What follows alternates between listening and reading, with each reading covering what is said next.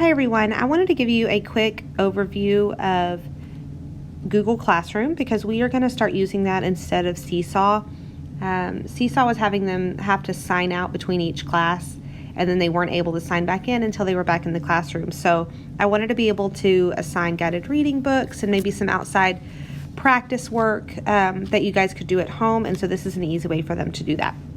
So if you don't know where the Google Classroom app is, you can pull down on their iPad, type in the word class, and it will pop up. Right now it has birthday candles on it because it's their anniversary, Google Classroom's birthday. So if you select it, your kiddo should already be signed in. Their name is going to pop up at the bottom. If they are in 3rd grade, it says Hero Headquarters. If they are in 2nd grade, it'll say 2nd grade Heroes. So this is going to be their assignments. They can click whatever assignment they're on. I'm going to show you the example assignment.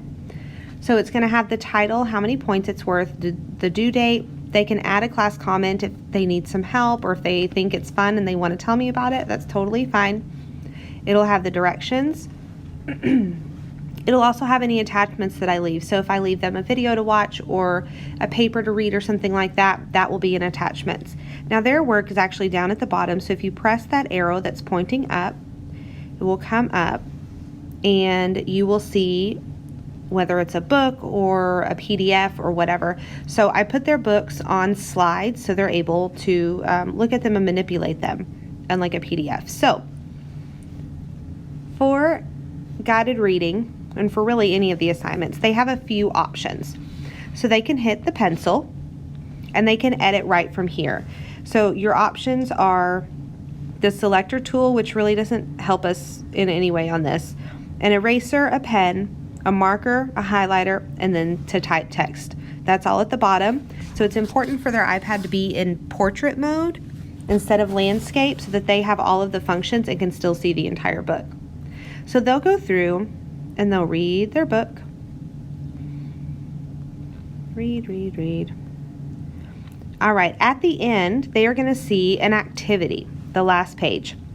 So I've already kind of started filling this one in. So all they have to do is list the characters, list the setting or settings if there's more than one, and then they are actually going to write a sentence or type a sentence for the beginning, type a sentence for the middle, and type a sentence for the end to tell me what happened in their story.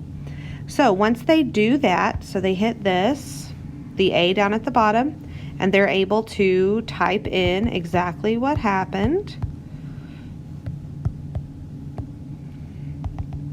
So they would do all of that, get everything filled in, and then they're going to hit save. And it may take a few minutes because it's multiple slides. He would hit X, and then he can turn in his assignment. It's turned it into a PDF so that I can see it. Now before we turn it in, I want to show you another way. So last time we hit the pencil. Another way that you can do it is if you hit this, the arrow with the box. That's actually going to send you into Google Slides, and they should also be signed into that already. And it'll give them a few more options as far as looking at the words and doing the assignment. So here's it's the exact same book and everything. The plus sign is where they're going to find everything. So they can add text from the plus sign, they can add an image, a shape. So my thoughts with this was, what if, they want to go through and you want to have them maybe put a box around a certain sight word. They can absolutely do that. So all they have to do is select a box, and don't worry, we will work on this in class so that they know exactly how to use this. They've seen me do it 100 times, but they may not know how to do it themselves. So they'll get themselves a little box, and they can start putting, let's say just, we were working on the word just today, and so they can box in their high frequency words if you want them to do that, or maybe if they're looking for short vowel words, they could do that. They could put different shapes around it, and some of the activities that I have assigned will ask them to do that, but I have the shapes ready for them. So if they see a shape up at the top of the screen like that, then that's what they're being asked to do, is to put a box around something. So those are ready for them.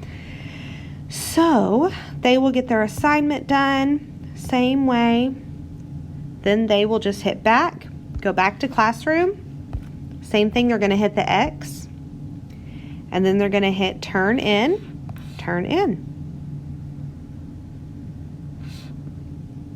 All right, so once it is turned in, their screen will look like this. It says turned in.